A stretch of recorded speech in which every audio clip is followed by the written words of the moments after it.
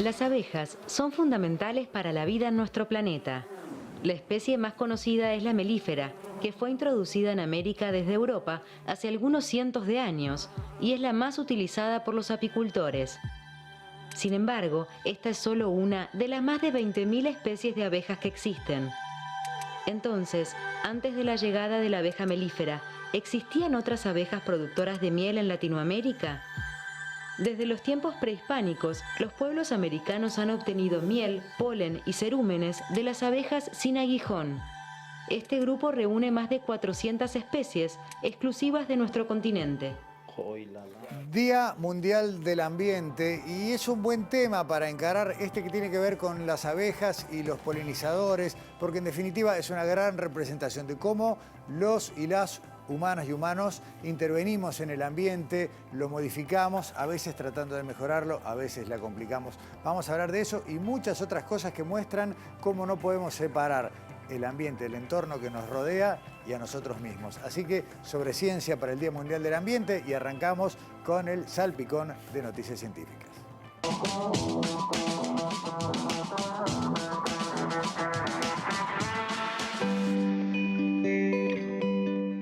El miércoles 12 a las 3 de la tarde en la Sala Maggiolo de la Universidad de la República se presentarán los resultados de un proyecto que estudia el impacto del uso de agroquímicos en la salud de trabajadores y trabajadoras de las empresas arroceras ubicadas en la cuenca de la Laguna Merín. El proyecto fue llevado adelante entre 2022 y 2024 por el Grupo de Investigación en Salud Colectiva y Territorios Rurales de las Facultades de Medicina, Psicología y Ciencias. Tuvo el objetivo de conocer los efectos de los agroquímicos en la salud de quienes se desempeñan en las arroceras de los departamentos de Rocha, 33 y Cerro Largo. La investigación tuvo por contraparte al Sindicato Único de Trabajadores y Trabajadoras del Arroz y Afines. La entrada es libre y la actividad será transmitida en vivo por el canal de YouTube de la Universidad de la República. La ONG Coendú realiza un concurso de dibujo a nivel nacional dirigido a niños y niñas de entre 6 y 11 años. La temática de este año será fauna nativa en riesgo. Quienes participen de la actividad deberán dibujar una especie de nuestra fauna nativa cuyo estado de conservación esté comprometido, es decir, dentro de las categorías vulnerable, en peligro y en peligro crítico. En el mismo dibujo deberán mencionar una de las causas principales que llevaron a poner en riesgo a esa especie. Más información en las redes que vemos en pantalla. La recepción de dibujos será entre el 1 de junio y el 25 de este mes inclusive. El sorteo se llevará a cabo durante la primera semana de julio. La sonda china Chang'e 6 aterrizó en la cara oculta de la Luna, completando así otro paso en su misión de recoger muestras por primera vez en esa región. La sonda, que había despegado el pasado 3 de mayo, ejecutó con éxito la maniobra de aterrizaje en la cuenca Aitken Polo Sur. Durante el descenso, se utilizó un sistema que seleccionó una zona de aterrizaje segura, basándose en la claridad y oscuridad de la superficie lunar. Tiene previsto el artefacto tomar muestras, utilizar un taladro para obtener elementos del subsuelo y un brazo robótico para recoger especímenes de la superficie lunar. El telescopio espacial James Webb observó una galaxia que se originó tan solo 290 millones de años después del Big Bang, batiendo el récord logrado hasta ahora a la hora de buscar las primeras galaxias que se formaron en el universo. Los científicos usaron el James Webb, el telescopio espacial más potente lanzado hasta ahora, para rastrear las primeras etapas de formación del universo cuando se formaron las primeras galaxias. Estudiar este periodo les permite obtener información sobre cómo se comportaba el gas, las estrellas y los agujeros negros cuando el universo era un recién nacido.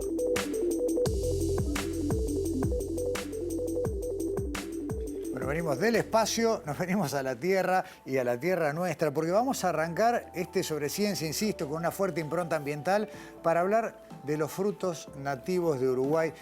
Hay siempre mucha curiosidad, pero es muy poco lo que sabemos y muy difícil muchas veces encontrarlos. Pero vamos a dividir este informe en dos partes. Hoy vamos a ver la primera y para mostrarles cómo trabaja el Instituto Nacional de Investigación Agropecuaria en encontrar ese fruto nativo ideal que nos permita después, bueno, comprarlo en los lugares habituales y consumirlo como fruto fresco o preparado, en fin, como cualquier otra fruta que encontramos en el súper. Maximiliano Dini es ingeniero agrónomo, tiene una maestría en fruticultura, tiene un doctorado en fitomejoramiento. ¿Todo esto por qué? Porque hace muchos años que viene continuando un trabajo que ya tiene más de 2 décadas, en este caso con el guayabo del país. Nos fuimos a Las Brujas.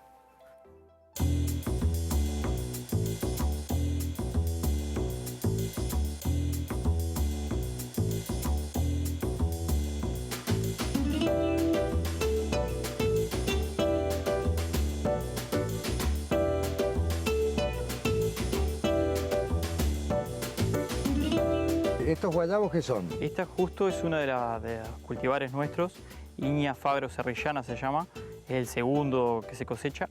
En la temporada hay 4 cultivares lanzados nacionales, Iña Fagro Isleña, Iña Fagro Serrillana, Iña Fagro Artillera y ahora es el lanzamiento de este año que fue Iña Fagro Armonía. Los 4 se complementan en cuanto a las fechas de cosecha, tienen diferentes características también.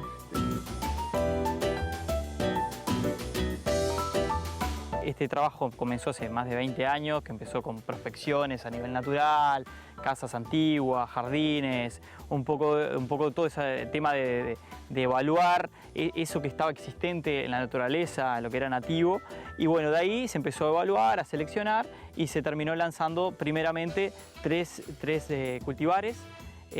Como te decía, Iña Fagro Isleña, Iña Fagro Serrillana, que es este, e Iña Fagro Artillera. Esos fueron los 3 lanzados que fue más o menos en 2017 que se lanzó. Eso fue un trabajo en conjunto entre Facultad de Agronomía, liderado por Beatriz Viñale, e Iña Las Brujas, liderado por Danilo Cabrera, y también el Ministerio, la Dirección Forestal del Ministerio de Ganadería, Agricultura y Pesca, que en ese caso lo lideraba Juan Pablo Nebel, que en ese momento, bueno, ahora están los 3 jubilados y estamos heredando un trabajo que comenzó ya hace más de 20 años, ¿no?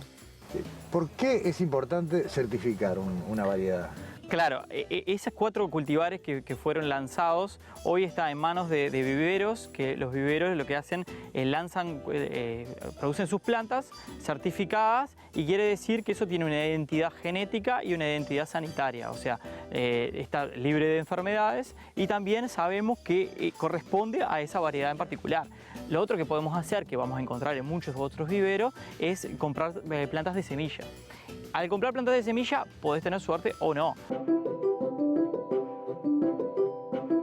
Más o menos, ¿cuánto produce un árbol de guayabo por año? Bueno, justo Iña Fagro Serrillana, debe ser uno de los más productivos que tenemos.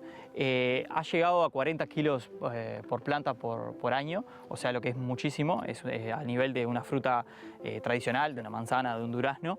Al ser nativo, es una especie que tiene una adaptación propia al clima de acá. Sí, está muy bien adaptada a nuestros climas. El único manejo que le estamos haciendo nosotros es algo de poda y algo de riego suplementario cuando es deficitario, fertilización un poco, pero también basado en la fertilización orgánica, o sea, con enmiendas orgánicas. Y bueno, lo que sí es complicado cuando lo llevas a nivel comercial es el tema de mosca de la fruta. Mosca de la fruta sí es una plaga que tenemos que controlarla. Bueno, no sé si has visto, pero hay botellas colgadas por varios árboles. Eso se utiliza para trampeo masivo. A ver. Estos acá están maduros. Estos acá están lindos. En realidad, aplicaciones a la planta nosotros no hacemos ninguna en ninguno de estos frutales. Lo único que tenemos que controlar es la mosca, pero lo controlamos con otras formas, con trampeos, con cebos tóxicos, que los cebos tóxicos son un atrayente alimenticio para el adulto, más un insecticida, pero no se aplica a la fruta, a la planta. Se aplica en manchones, que bueno, viene a comer el adulto y bueno, ahí que muere el insecto, ¿no? O sea que la fruta que uno corta del árbol no tiene más que lo que la naturaleza puso ahí. Nada más. Nada más que eso, no tiene ningún producto arriba, ni sea insecticida, ni fungicida, ni nada. Claro. Un poco de fertilización, dijiste vos, que va abajo. Fertilización es abajo y se pueden usar orgánicos, o sea que es muy posible hacer una producción orgánica, agroecológica de este tipo de frutales, ¿no?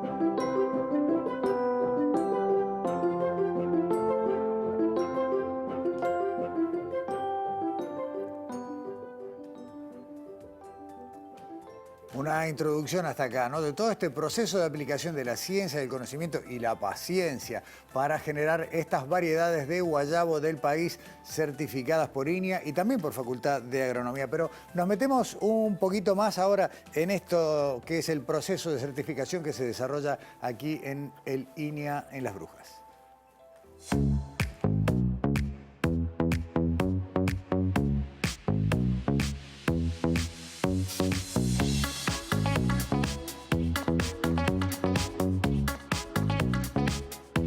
¿Cada línea es de la misma variedad o...? No, acá es lo que se llama jardín de introducción, y el jardín de introducción, cada planta es diferente a la otra. Ah, ok, al revés. Todas las plantas son diferentes, porque fueron de prospecciones del campo o plantadas de semilla, entonces cada una es diferente a la otra. Ya el cuadro siguiente sí tenemos propagada de forma vegetativa y ahí tenemos grupos de algunos materiales en particular. Bueno, por ejemplo, ahora vamos a ir a una que en realidad no es un cultivar, todavía no llegó a eso, pero sí es una selección avanzada. ¿Qué quiere decir? Una selección avanzada que, bueno, ya lo seleccionamos por buenas características y ya la venimos con varios años de estudio. De hecho, ya la tenemos en algunos módulos de productores. Bueno, acá justo es una buena selección y también fue utilizada como madre en algunos cruzamientos. Esas bolsitas que ven ahí, bueno, son de cruzamientos, o sea, se usó la madre, la flor, se le puso polen de otra como para hacer un cruzamiento.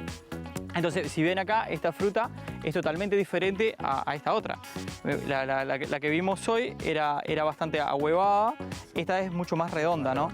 Y bueno, y también tiene mejor tamaño en este caso, ¿no? ¿Cuánto tiempo pasa, digamos, en un caso de éxito, ¿no?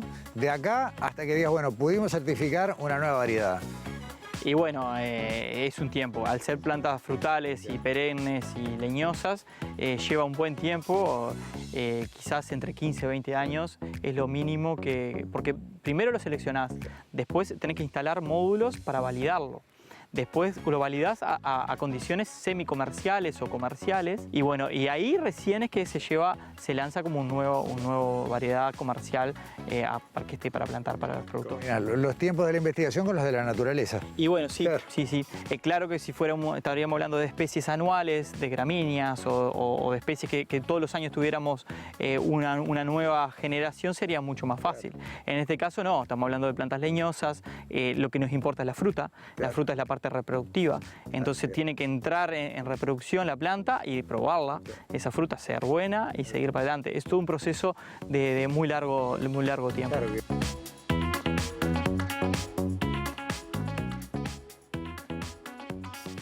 ¿Y para qué invertir tanto tiempo, tantas horas de ciencia, de investigación, de laboratorio en desarrollar frutos nativos? Bueno, por un lado porque como ya vimos en la primera parte, al ser nativos permiten mucho más fácilmente un trabajo que sea 100% orgánico, algo que todos valoramos hoy a la hora de consumir alimentos, pero además porque estos frutos nativos tienen enormes propiedades, potencialidades, usos gastronómicos, lo vemos ahora.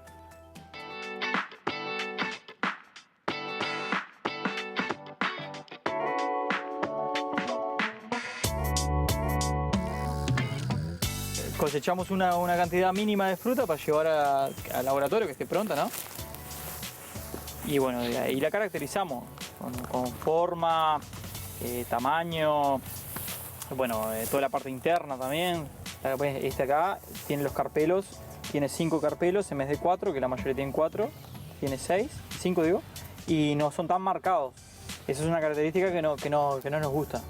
Nosotros no tratamos de no seleccionarlo esto así. Bueno, claro, este tiene 3 carpelos, sí, y ya lo tiene más marcado. Se ve mejor, ¿no? Claro. Bueno, esta es una característica que nos gusta que lo tenga. ¿Y en qué le cambia, digamos, en el sabor, visual, en la textura? No, visual, nada más que visual. Pero bueno, como mucho se puede comer, claro, por los ojos. Seguro, tratamos de seleccionar. El consumidor premia eso. Lo que sea más redondo, más liso. También ven que hay algunas que son más arrugadas. Sí. Bueno, eso tratamos de no seleccionarlo, tratamos de seleccionar más liso y bueno, y con carpelos más marcados. Estas dos características. Ese acá, mirá, este sería como el orden. Uno que no está tan marcado, otro que está más o menos marcado y este que está bien marcado, que es lo que nos gusta. 4 carpelos bien marcados. Igual, por suerte, nosotros Uruguay es el centro de diversidad, centro de origen y de diversidad de la especie, entonces tenemos muchas características para evaluar y para mejorar y para poder avanzar en esto. Y bueno, el guayabo tiene un equilibrio muy bueno en cuanto a eso, en cuanto a azúcar y acidez, y bueno, y en boca lo sentimos muy equilibrado. Obvio que hay materiales que son más dulces y hay materiales que son más ácidos. Nosotros tratamos de seleccionar gustos que sean más acorde a lo que le gusta a todo el mundo. Porque eso también es la selección, no es solamente buscar la planta, digamos, que se adapte al clima o que tenga tanta cantidad de producción, sino que al fin del día tenga la fruta más rica. Exacto, en realidad se hizo mucho hincapié en el tema de gusto de fruta, tanto es que los cultivares que hay de Nueva Zelanda y de Brasil tienen mucho mejor tamaño que nuestros cultivares, pero el gusto no es tan bueno como los nuestros. Los cultivares nuestros tienen cáscara más fina y mejor gusto que esos cultivares de Nueva Zelanda y de Brasil, que sí tienen muy buen tamaño esos cultivares. Hay una corriente gastronómica que se llama con identidad local, que con los frutales nativos logran introducir sabores que son nuestros, ¿no? Que si bien fusionan comida quizás europea o asiática o de cualquier parte del mundo, pero metiéndole algún sabor particular de frutos nativos, eso tiene una gastronomía propia, nuestra. Claro. Entonces eso está creciendo cada vez más, con salsa, con yogures, con acompañamientos, con postres también. Y bueno, en el caso de guayabo del país, sí también se encuentra cada vez más en el mercado como fruta fresca. Claro. Además de todo lo que hablamos de sabor, textura, tipo de maduración, producción, el guayabo tiene además elementos que son buenos para la nutrición. ¿Qué es lo que hay en un guayabo típico? Bueno, el guayabo en realidad, cuando lo comparás con frutas tradicionales, las equipara o las supera en cuanto a vitamina C, potasio, calcio, también tiene vitamina A, y bueno, y también tiene fenoles y propiedades nutricionales contra la prevención de algunas enfermedades. Hay trabajos de Clemente Estable, de Facultad de Química, de Facultad de Agronomía, de diferentes institutos, trabajando con células cancerígenas, también para prevenciones de diferentes afecciones cardíacas. Bueno, hay infinitas de posibilidades para estos nuestros frutales nativos.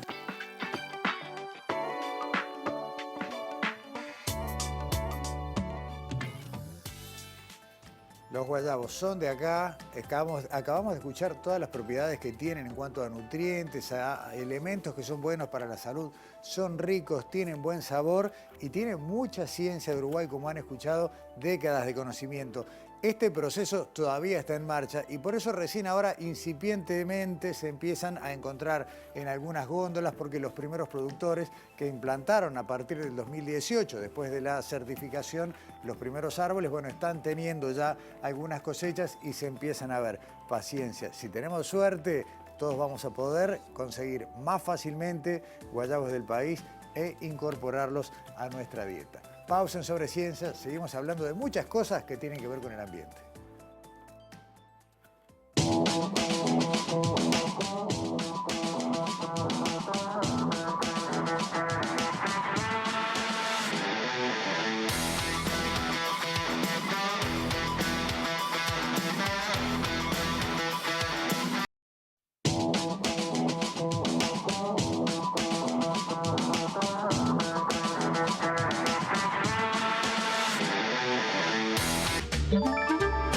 Presenta FENAPES. Hagamos un trato por la educación pública. En este programa que tiene que ver con el Día Mundial del Ambiente, ahora venimos con un informe que se refiere a nuestra ciudad capital, a Montevideo, y que nos trae Alexandra Perrone, porque habla de un proyecto que está intentando recuperar el estado sanitario y ambiental de los cursos de agua que atraviesan la ciudad y también de algunos espacios que estaban realmente colmados de residuos. ¿De qué se trata esta iniciativa? Lo vemos en este informe.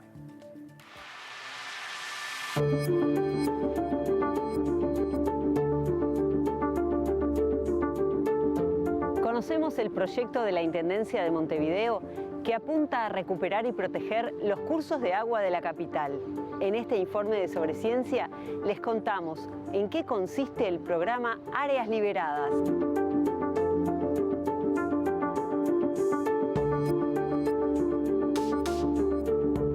El programa Áreas Liberadas es un programa que la Intendencia de Montevideo comenzó a desarrollar desde febrero de 2022 a partir del evento de inundación que se dio en enero de 2022, que generó grandes problemas y grandes problemas de focos de inundación en varios puntos del departamento. Identificamos un problema que ya teníamos previamente, una consultoría que encontraba y identificaba y describía los puntos de sitios de disposición informal de residuos en la cuenca del arroyo Pantanoso, y a partir de ese estudio, a partir de lo identificado en ese evento de inundación concreto, empezamos a trabajar en este proyecto de Áreas Liberadas, que su objetivo principal es trabajar en torno a los cursos de agua para ver su calidad y ver también qué sucede con el entorno del curso de agua, ¿no? Con el programa de Áreas Liberadas, el abordaje que tuvimos fue iniciar por donde teníamos mayor información, esto que contábamos de una consultoría a través del Banco Interamericano de Desarrollo, en el que se identificaron los sitios de disposición informal en la cuenca del Pantanoso con un grado de análisis muy fino para cada uno de esos puntos, y allí fue que arrancamos este proceso de trabajo con las 2 recorridas semanales y fuimos avanzando luego hacia el arroyo Miguelete, a la cuenca del arroyo Carrasco y luego a la cuenca del arroyo Santa Lucía, cubriendo las cuencas de Montevideo, y también tuvimos un abordaje de lo que sucede en la costa, ¿no? Muchos de los residuos que aparecen en las zonas altas de las cuencas son arrastrados y terminan en la costa. Bueno, lo que busca Áreas Liberadas es tener un enfoque integral de toda la red hídrica que tiene Montevideo y de qué manera podemos ir abordando la fuente, ¿no? Si podemos nosotros trabajar sobre la fuente, sobre cómo se producen o cómo se generan esos residuos en cada uno de los cursos de agua, podemos ir reduciendo lo que finalmente termina llegando a la playa o a la costa de Montevideo.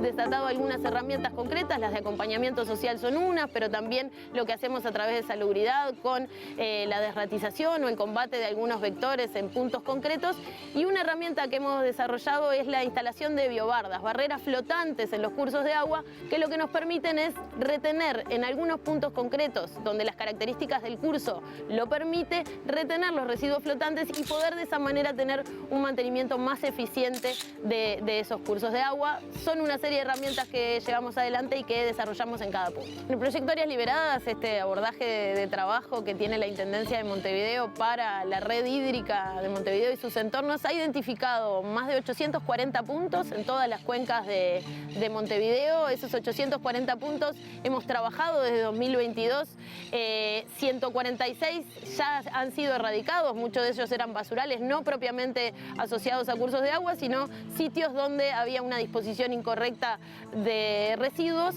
En todos esos puntos, en esos 840 puntos que hemos identificado desde 2022 y hasta noviembre de 2023, hemos retirado 133.900 toneladas de residuos de los cursos de agua, y eso lo vamos registrando porque es también parte de ver cómo avanza este proyecto, poder tener evidencia de la situación que estamos relevando y de cada realidad, y lo vamos publicando en el Observatorio de Datos Ambientales de la Intendencia de Montevideo. Si acceden ahí pueden ver el detalle de cada cuenca de Montevideo, dónde están los puntos que identificamos y cuántas son las toneladas de residuos que hemos retirado de los cursos de agua.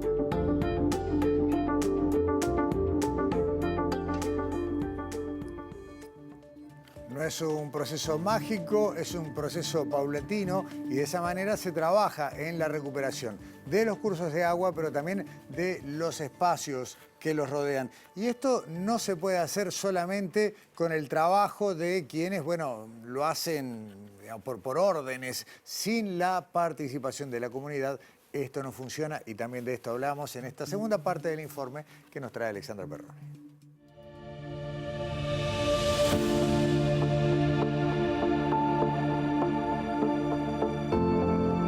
La perspectiva del cuidado ambiental no puede desprenderse de un abordaje del entorno social, económico, ambiental y de salud. Conocemos cómo es el trabajo en el territorio del programa Áreas Liberadas.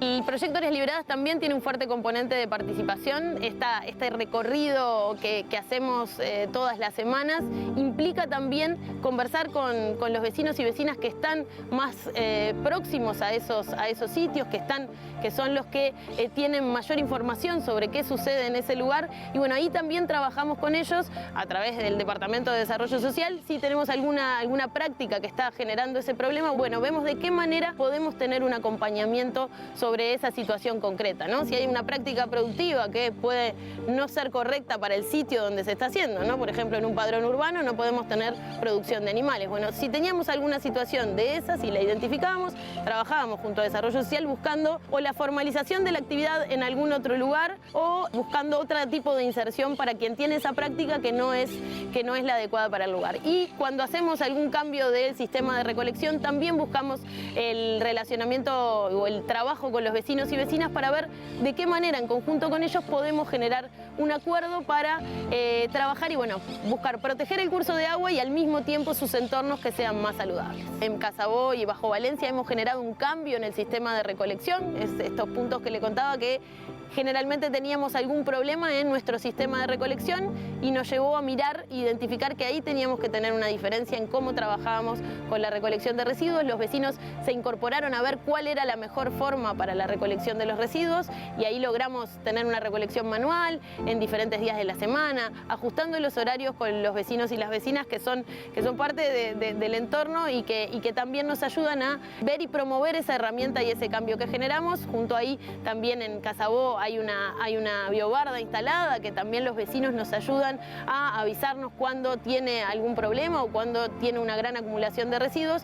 Lo que buscamos es darle varias herramientas también a los vecinos y vecinas para que participen y se sumen a este mejoramiento del entorno y a este mejorar su relacionamiento con el curso de agua y no desarrollar sus actividades de espalda al curso de agua, sino teniendo en cuenta que el curso de agua es también parte de este entorno urbano y que puede darnos algunos beneficios para el desarrollo de nuestra vida.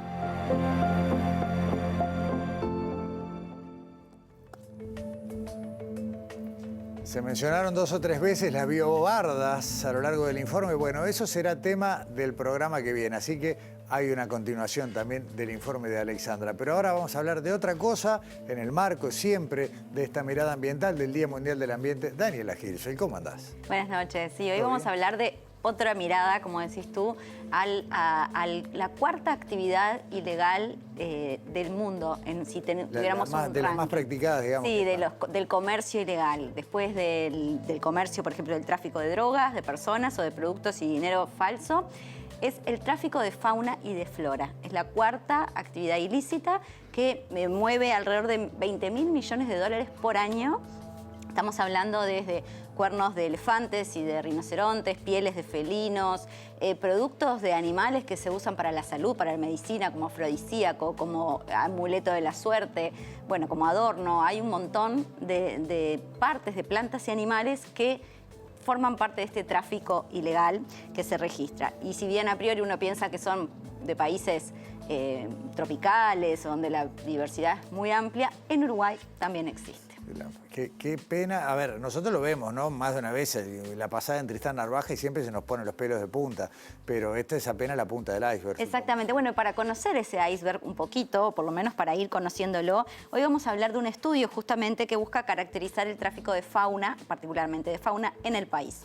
Ese es el objetivo de este estudio que, bueno, parte de qué es el tráfico de fauna, ¿no? Entonces, son las acciones de caza, traslado y tenencia de animales, en este caso con un fin comercial. Uno puede pensar que, bueno, que de hecho los animales se venden en criaderos, en tiendas de animales, pero en este caso cuando no esa venta está muy reglamentada. Entonces, cuando no se cumplen las normas, los permisos, es lo que se considera tráfico de fauna. Entonces, para hablar de este estudio, conversamos con Lucía Bergós, que es investigadora del Centro Universitario del Regional Este, que es coautora del estudio junto a Juan Martín Davesies y Magdalena Chuy. Y Lucía nos va a contar en esta parte del informe de qué se trata esto de tráfico de fauna en Uruguay.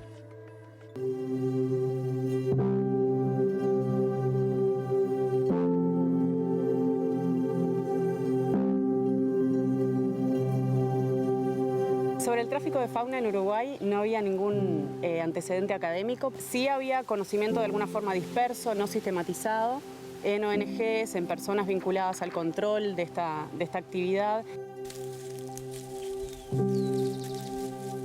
Las instituciones que están vinculadas al control de esta actividad, de las que poseían algunos datos, son la Prefectura Nacional Naval, el Ministerio del Interior, a través en particular de la Policía Rural, pero en los casos internacionales también actúa la Interpol, el Ministerio de Ambiente y la Dirección Nacional de Aduanas del Ministerio de Economía y Finanzas. Pero en este caso estas son las 4 principales y son a las que nosotros procuramos las bases de datos.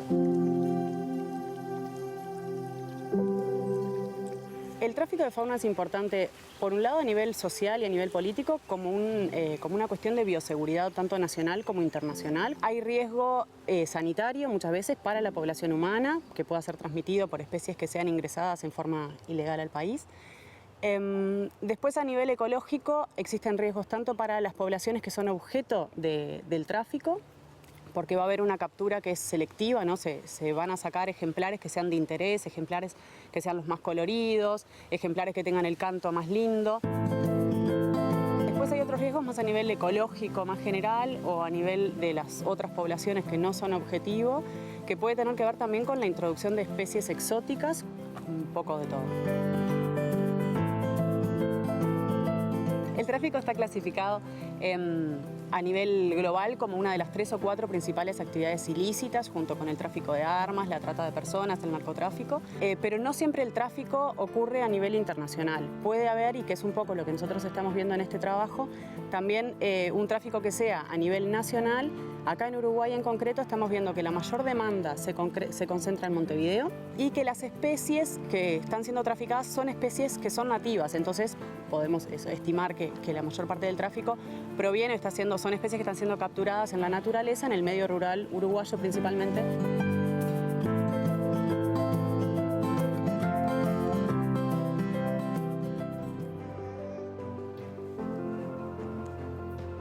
Uno puede ver en estos videos algunos animales que tal vez digan, no, pero eso no puede ser víctima de tráfico. Los casos que se detectan, ustedes pueden ir al archivo de Sobreciencia y encontrar, por ejemplo, el día que hablamos de mascotismo, es brutal. Somos unos animales, pero en el peor de los sentidos de la palabra, en cuanto a cómo cuidamos a quienes comparten el planeta con nosotros. Sí, como comentaba Lucía, el tráfico en Uruguay se caracteriza por comercio interno, doméstico, no es tanto. Uruguay incluso está como en una zona, ¿no?, rodeada de 2 grandes países muy diversos, entonces no hay tanto la importación, sino el uso de mascotismo, o sea, el mascotismo de especies locales. Este estudio analizó tanto la caza como el traslado, la tenencia y la venta, que son como las diferentes partes del proceso de comercialización, de tráfico. Revisaron la base de datos de las instituciones participantes o que registran todo esto, hablaron con criaderos, con ONGs, con zoológicos, caracterizaron los datos de incautaciones y denuncias. Con todo ese material obtuvieron un montón de resultados. Y en esta segunda parte del informe, eso es lo que nos contó Lucía. A ver.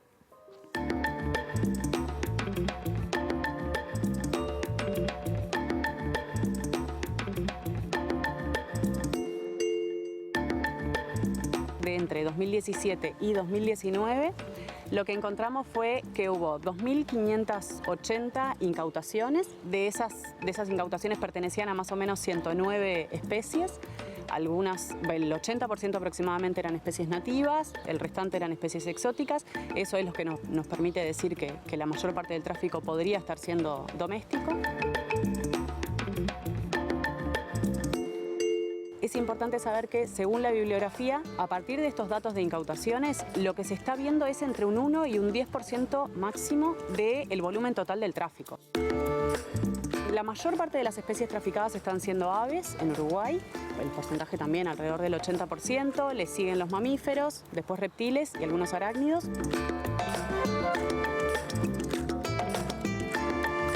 la demanda acá en Uruguay de especies traficadas está siendo principalmente para mascotas. A partir de las entrevistas también nos mencionan que Uruguay podría ser un país de tránsito en el que ingresan algunos ejemplares de la región para después ser vendidos principalmente a Europa y a Estados Unidos. Eso, Uruguay no está tan vinculado a la exportación de fauna como sí capaz que otros países de la región, Brasil, bueno, Colombia. Algunas de las cosas que veíamos, por ejemplo, es que muchas de las personas que están vinculadas a la etapa de caza o de captura de los animales no son personas que pertenezcan a una red de tráfico, sino que son personas que circunstancialmente se vincularon porque una persona que sí tenía intención de venta fue y les pidió que capturaran tales ejemplares. Y para eso les pagó. Y lo mismo la tenencia. Hay muchas personas que tienen animales que son producto del tráfico, pero que no saben, que cuando lo compraron no sabían que era un animal que estaba siendo traficado, que provenía del comercio ilegal.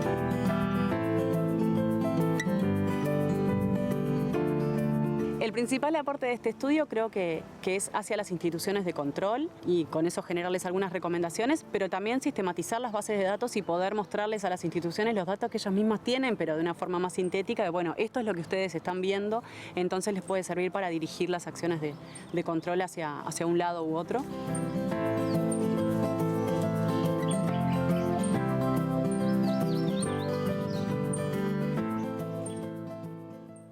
Bueno, que la fecha del Día Mundial del Ambiente sirva para reflexionar también sobre esta práctica que deberíamos erradicar de una vez, ¿no? Sí, en realidad lo que tiene el tráfico de fauna y flora silvestre, que tiene un impacto más allá de que quizás el primero que uno piensa, que es el de, bueno, el que afecta a las poblaciones, a la diversidad, al equilibrio natural.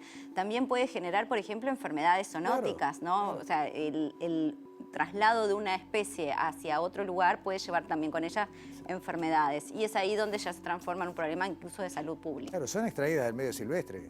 Exacto, en lugares donde habitualmente no están. Daniela, antes de despedirte, porque quiero que la gente lo sepa, esto fue motivo de conversación mientras estábamos viendo el informe. Te para la gente por la calle. No, a mí menos, seguramente más a ti.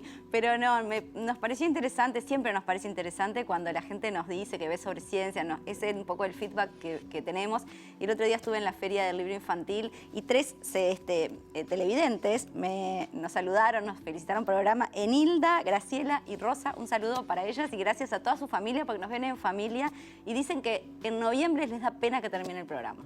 Bueno, pero vuelve en marzo. Gracias, Daniela. ¿Vos volvés la semana que viene? Hasta la semana que viene. Muy bien. Pausa y ya seguimos. Vamos a hablar de abejas y polinizadores.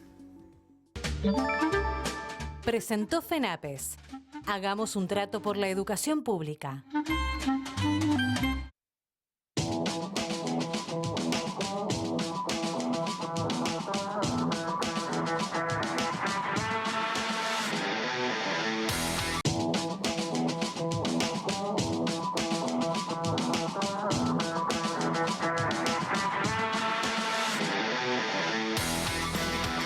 Último tramo de este programa que estamos dedicando a hablar de temas que se vinculan con la fecha que nos convoca, que es el Día Mundial del Ambiente. Y este cruce, ya no podemos hablar en este planeta de un ambiente que no tenga alguna interacción con los humanos, pero hay distintos tipos de interacciones. La mayoría, lamentablemente, son negativas para el ambiente, pero hay cosas, hay trabajos, hay maneras en las cuales podemos generar una especie de asociación virtuosa y trabajar para que las cosas sean mejores. Y en esto, el tema de los polinizadores no es menor, porque en nuestra parte del mundo, la que ocupamos, convivimos con polinizadores nativos y sobre todo con una enorme presencia de las abejas melíferas, que no son de acá, pero las queremos como si fueran nuestras. Entonces vamos a hablar de eso, de los polinizadores de América, de los polinizadores que trajimos y que hoy son inseparables de un montón de cosas que hacemos acá. Le agradecemos muchísimo a Karina Antunes, del Laboratorio de Microbiología y Salud de las Abejas de Clemente Estable, y a la doctora Carmen Rossini, corresponsable del Laboratorio de Ecología Química de Facultad de Química. Bienvenidas ambas a Sobre Ciencia. Y hoy están tan adoptadas, ¿no?, las abejas, la apis melífera, que hay toda una sección de la producción de los alimentos que producimos que si no tuviéramos la apis no la tendríamos. Es así, ¿no? Exactamente. Las abejas melíferas son las abejas más conocidas. Claro. Hay 80 millones de colmenas de abejas alrededor del mundo. El hombre, por sus características productivas, las llevó prácticamente a todos los continentes excepto en la Antártida. Y es así que polinizan una enorme variedad de cultivos.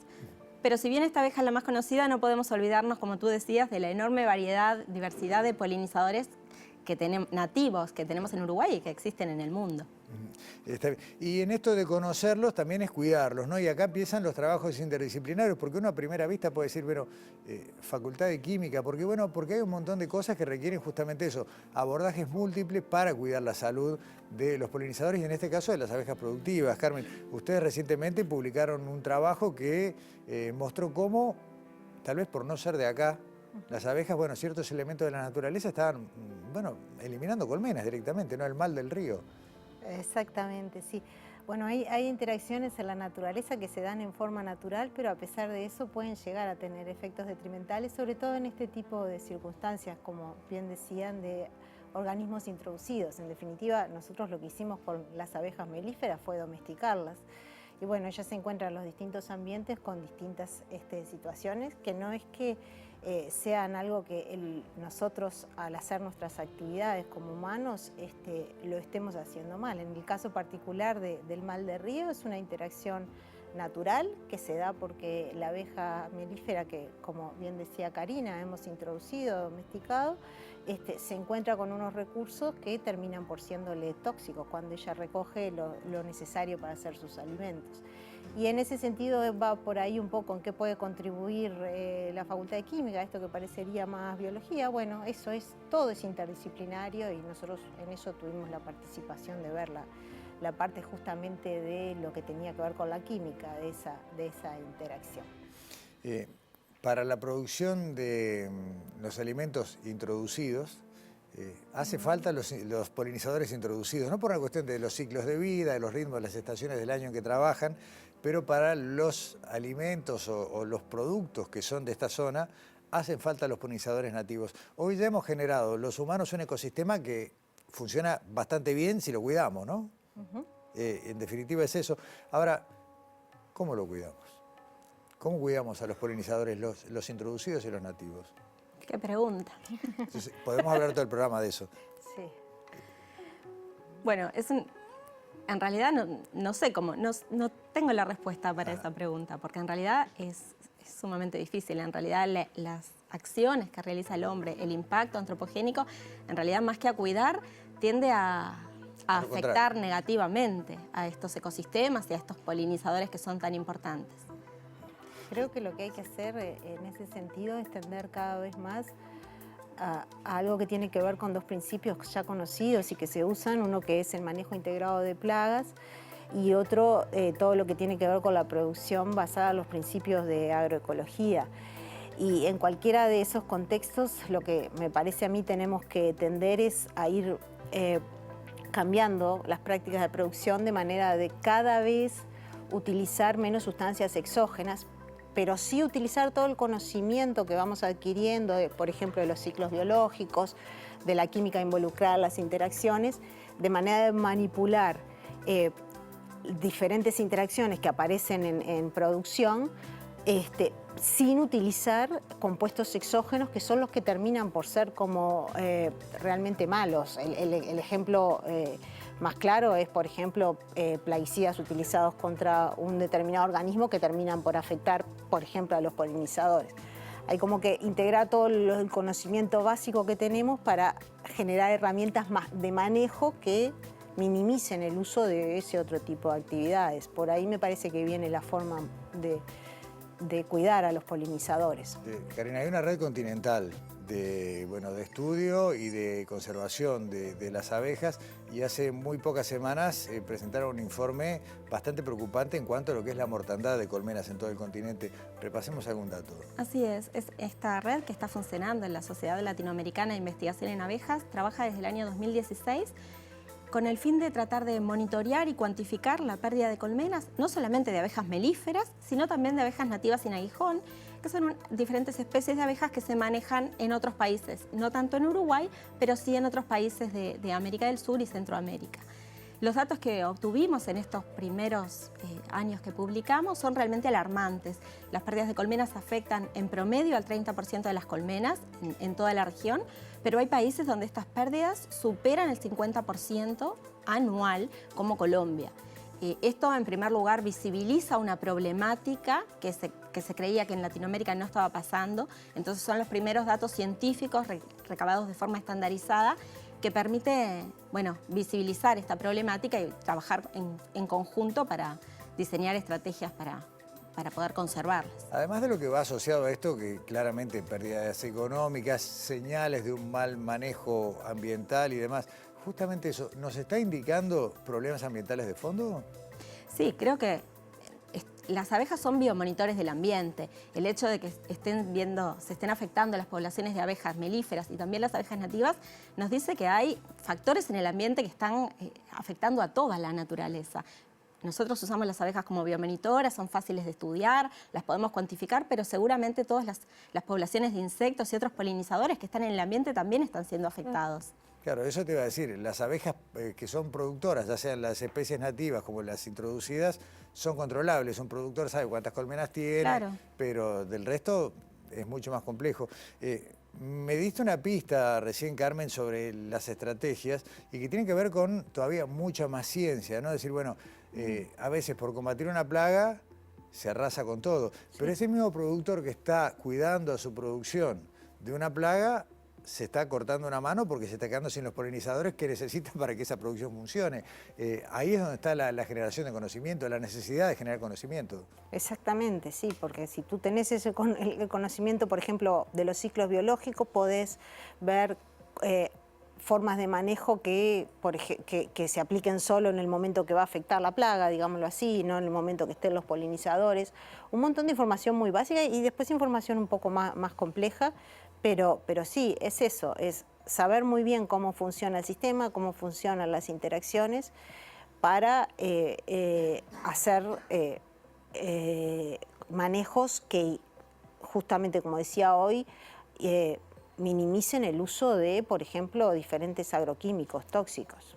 Ese manejo, esa posibilidad de ir de alguna manera acercándose a lo que puede ser una producción orgánica en algunos casos, claro, de acuerdo al producto que se use, o por lo menos a reducir la aplicación de estos productos químicos, al fin del día también le agrega valor a esa miel o a esos productos que salen de una colmena que puede certificarse como ajena a todos estos productos. Y valor también a los otros productos, a los que pones bajo justamente o producción orgánica, también le agrega un valor muy importante. Claro. ¿Sí? Karina, en los años que hace que venís con esto, y no te voy a preguntar cuántos, pero son un montón, se han ido tejiendo, además de vínculos interacadémicos, como los que veníamos hablando, un fuerte vínculo con la comunidad de productores, con los apicultores. Eso no se da en todas las actividades. Ahí hay una realimentación, una retroalimentación muy fuerte, ¿no? Sí, por supuesto. Nuestro trabajo es posible gracias a la respuesta al trabajo continuo junto con los apicultores. Estos trabajos que te contaba recién se basan en encuestas y para eso hay un diálogo. Nosotros llamamos o nos llaman e interactuamos con ellos, que es esencial para conocer la realidad, porque los que están en el campo con las abejas diariamente son ellos y nosotros aprendemos de ellos también. Está bueno y en definitiva los saldos positivos son buenos para todos. Esta pregunta casi es media naif, pero ¿realmente es sólida la afirmación de sin polinizadores se acaba la vida como la conocemos? Bueno, creo que es un poco alarmista. La realidad es que hay muchos otros cultivos que no necesitan de la polinización animal, que se pueden autopolinizar o polinizarse por el viento. O sea, de hambre no nos vamos a morir. Pero sí vamos a tener un enorme descenso en la diversidad y en la cantidad de productos que nos ofrecen, ¿no? Exacto. Y, sí. Incluso hay cultivos que sin necesitarlo también se benefician de la polinización, porque por ejemplo la polinización cruzada mejora la producción de semillas en algunos cultivos. Se podrían autopolinizar, pero habiendo polinizadores es mejor la producción. Claro. Sí, además, digamos, más allá de que no vamos a cuestionar o a defender un modelo, pero aún los grandes modelos de producción industrial, los monocultivos o las forestaciones, también requieren de los polinizadores. O sea, hasta para lo más industrial de la producción hace falta este componente que solo la naturaleza aporta. No hay mucha vuelta a eso. No. ¿Cómo es la situación en Uruguay? Vos hablabas del tema continental, de la pérdida de colmenas, y en los años que ustedes tienen en esto, ¿ha crecido también la conciencia? Yo creo que sí. Nosotros el monitoreo de las pérdidas de colmenas lo estamos haciendo desde 2013 y es más o menos constante. Se pierden cerca del 30% de las colmenas al año. Algún año un poquito más, un poquito menos, pero la variedad esperada para un sistema biológico. Pero creo que sí ha aumentado la concientización, la importancia que le da la población a las abejas. Lo vemos al trabajar con los niños, en diferentes actividades de divulgación. Me parece que sí, que le estamos dando más importancia. Aparte uno veía antes, capaz que sigue pasando y se me escapa, pero me da la impresión que hace un tiempo atrás era más frecuente ver, bueno, se perdió toda una tanda de colmenas por porque un vecino aplicó mal o sin cuidado determinado producto químico. Me parece que hay otro cuidado en eso, o soy muy optimista. Eso sigue pasando, lamentablemente sigue pasando. Hay casos de denuncia por mal uso de ciertos productos, generan mortandades, pero igual me parece que se está concientizando más la población. Bien, la posibilidad de generar cultura en esto, que en el caso de las abejas es un poquito más fácil, insisto, porque es un panorama global, pero en cuanto al cuidado y la conservación del resto de los polinizadores, ustedes lo mencionamos fuera de cámara, todo el grupo que trabaja en este tema en Uruguay generó un muy lindo material de divulgación, con mucha información. ¿Alcanza, la gente conoce a los demás responsables de la polinización? No, yo creo que es difícil a veces que la gente asocie que no solamente la abeja melífera es la única abeja, sino que hay miles de otras especies de abejas que también son importantes en la polinización, y creo que, como tú decías, la iniciativa del libro está ayudando a los niños a que conozcan otras abejas nativas de nuestro país que son sumamente importantes también. ¿Solo niños? Bueno, el libro está pensado para niños de 6 a 8 años, pero en realidad lo estamos compartiendo. Yo me lo leí entero, está claro. Lo compartimos con diferentes públicos y sí, ha tenido una muy buena recepción. Bueno, quiero decir, antes que nos quedemos sin tiempo, que esta mesa incluía una tercera invitada, que es Estela Santos, que la salud le hizo imposible estar presente, pero simplemente voy a hacer un spoiler, ya nos visitará Estela un poquito más adelante, pero a modo de adelanto, porque lo mencionaron hace un ratito, tenemos, creo que todavía más desconocidos por nosotros, abejas melíferas que son nativas de América y que ya tenían una domesticación por parte de los pueblos originarios de América. ¿Las meliponis? Meliponas, sí. Son abejas nativas sin aguijón. Bien. ¿Son básicamente de qué zona del continente? Son más de Centroamérica, de México, de Brasil, al norte de Argentina. En Uruguay hay algunas colonias, son muy poquitas, se han identificado.